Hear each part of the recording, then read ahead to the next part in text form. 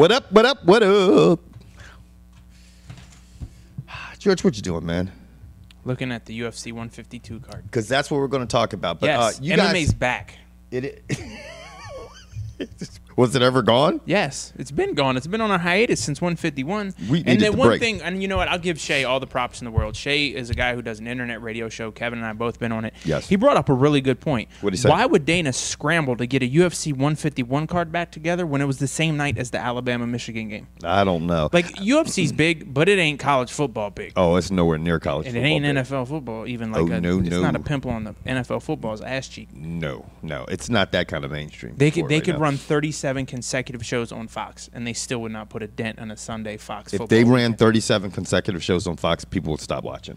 Because I know I would. Would you stop watching? I was about ready to do that. Oh, yeah, that's what I'm talking about. Anyway, guys, if you hadn't had a chance, go over to our September giveaway. The Blaze link will be right here. Click on it and try to win yourself some free SMS headphones. Yes. Endorsed by 50 Cent. by Fitty. In-ears. They're nice. Smoke joint got the case. Yeah, they're pretty nice. Yeah, man. And they could be yours, along with some iTunes gift cards. Now, let's talk about this card, man. UFC Lay it on me. 152 will be taking place in Toronto. Toronto. So I fully expect GSP there to put in an appearance because right now all the hot talk, and we're just going to jump into a little Right. MMA side news, is Anderson Silva fighting GSP or Anderson Silva fighting John Jones. But Dana White's leaning toward that GSP wins, and then they have a weight fight. At 180. Yeah. Anderson Silva will fuck GSP up. Just gonna, I mean, come And on. GSP stands no chance. Dude, I don't get it. Well, I mean, unless Actually- for some reason Anderson Silva just gets so weak. But I mean, dude, he's given up 4 inches in length to I Anderson. stand corrected. GSP will come out and jab and try to take him down because Anderson can be taken down. Oh, yeah. And GSP might be strong enough to hold him down. Do you think GSP is as strong as Chael Sonnen? Do you think he's as aggressive as Chael Sonnen? He can be.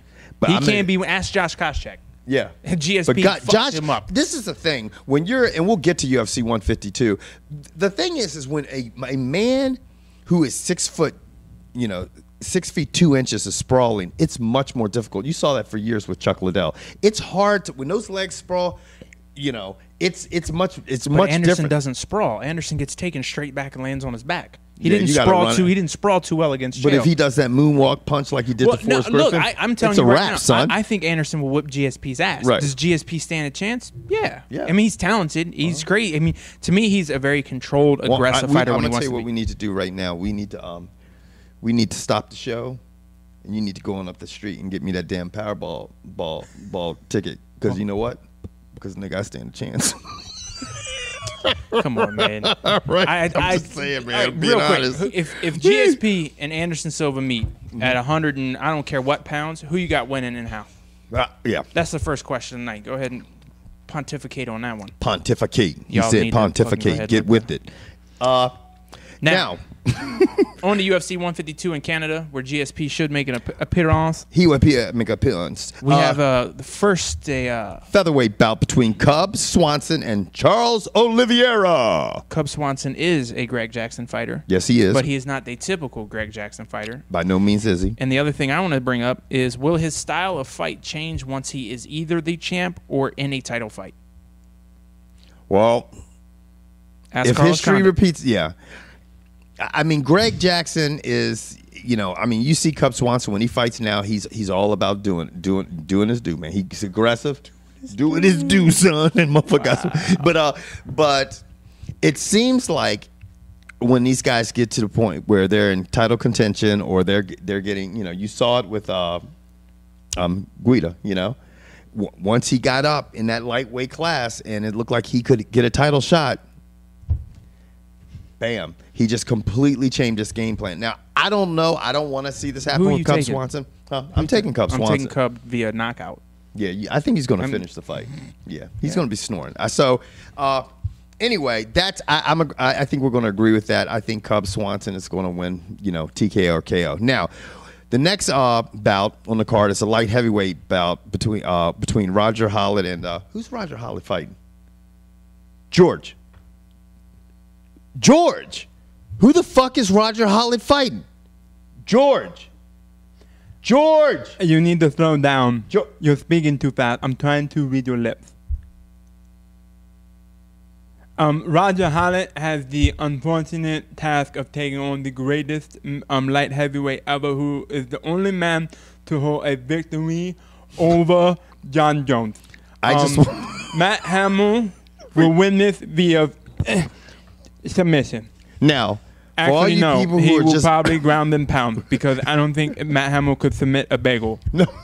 Now, for all you people who just put the video on pause and are going to the comment section to bash me and George, we're just joking. Yeah, we actually did have. Hamill. I actually like Matt Hamill too. Actually, Matt Hamill's probably one of our favorite fighters because the motherfucker's got some heart. Yes, he does have some heart, and he does have a win against John Jones. I mean, not how he should have had a win, but we're excited to see him back. I want you to understand, Matt Hamill had him right where he wanted him, and by him I mean John Jones. Matt Hamill was put on this card to dissect John Jones, and that's exactly what is going to happen on the 22nd of this month. You wait and see. I can't wait till we meet Matt Hamill. I can't either, because I'm going to be like, hello, Matt Hamill. Right. You're going to be like, phew, I'm going to be talking, having a drink with. I don't know if Matt Hamill drinks or not. You are my hero. Right. But Matt Hamill actually, I've heard he's actually has a great personality. I'm sure he does. He does. Yeah, he can take the jokes. He's done wonders for his community, and by his really community, does, I mean man. the deaf community. Like I said, I watched his thing on Netflix, his bio, right. his documentary. Documentary. Yeah, wow, that could we too. get a little bit more there or something? In this?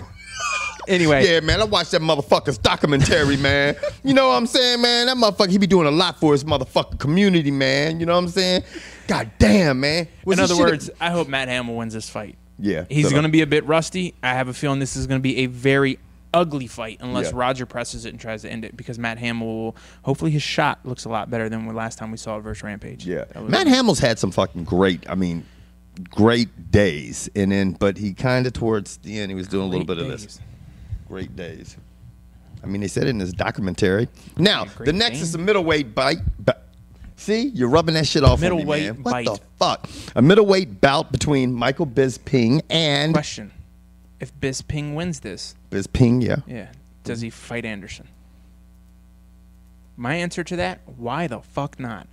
I mean, I mean... He's fought, everyone else has fought Anderson. Why not? Why can't... And he fought Chael Sonnen into a really good fight. That's what everybody seemed to sleep on that fight. Like, I thought it was a really good fight. If that goes 5, Bisping wins it. Yeah, if exactly. I agree with you. Chael was lucky that fight was only 3 rounds. Brian Stann is, I mean, obviously looked great. Bisping has looked great. I'm going to go with Bisping on this. I am too, because, and here's how I'm basing it. My opinion, Bisping can beat Sonnen. Sonnen beat Stann. So, but yeah, that gives, Bisping's going to win. But now, how can you say Bisping can beat Sonnen when Sonnen beat him? Because you just thought if it went longer? longer? Yeah. And I don't, dude, Stann. Yeah. Chael Sonnen's not a good fighter. I don't care what anyone says. I don't care what he's not a good fighter. He's a good shit talker. That's it. He lacks any. No, he's not. No, he's not a great fighter. No, he's not even good.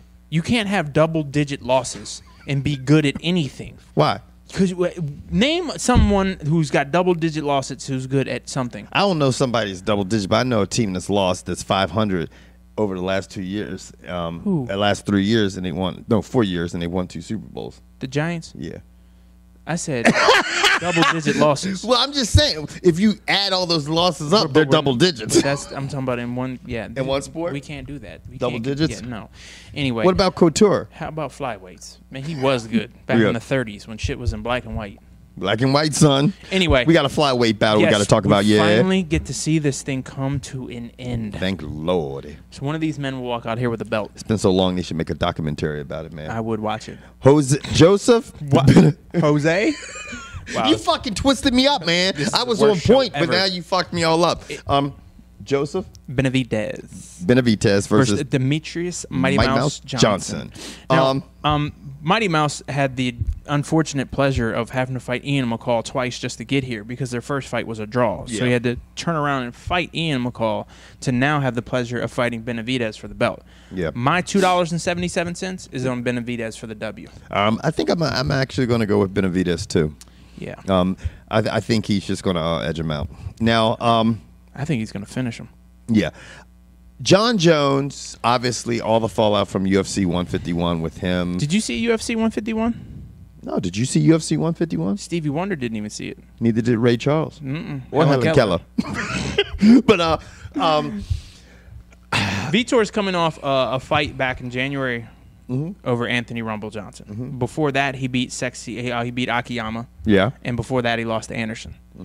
What happens if Vitor somehow solves the puzzle that is John Jones and wins this fight?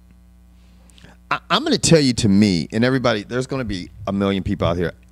I think the blueprint of a fighter to beat John Jones is not much what you would think. Just because the way styles make fight, I mean, I don't think it's Vitor Belfort unless he just attacked him and caught him, which he can do. I mean, if anybody can do it, Vitor Belfort can do it. But I think the type of guy that will beat or give John Jones a tremendous amount of trouble is going to be a tall light heavyweight that has awesome hands. Awesome fucking hands, lengthy and has great hands, and can keep him away and stay away from the ground. I think, because you saw Machida when he tagged him a couple times, I think somebody who has the length of John Jones, but has better hands, I'm not talking elbows, just hands, really good power and good hands, could give him trouble.